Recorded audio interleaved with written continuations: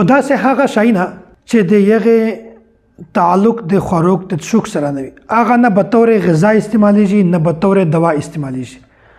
غذا چې کوم شی نه میشت خوري دا عموما تقریبا به طور غذا استعمالیږي، به طور دوا ټیبلټ شول داسې دوایي شوله دا میش به طور دوا استعمالوي. نو هغه شی نه چې هغه به طور غذا به طور دوا نه استعمالیږي، مثلا ګولاش ولا باجری شوله یسپنه شوله یا داسې بل شی چې هغه خلک خوري نه،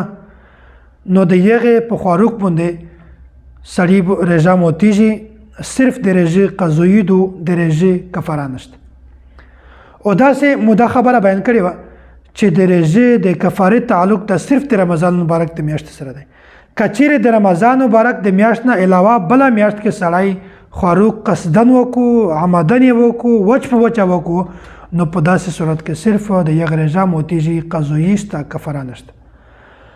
داسې د رژې په حالت کې انهیلر استعمالول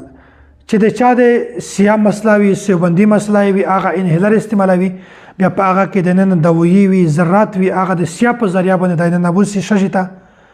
نو هغه که څوک استعمال کو د یغې په استعمالول باندې رژه ماتیږي، د رژې قضایي شته، د رژې کفاره نشته.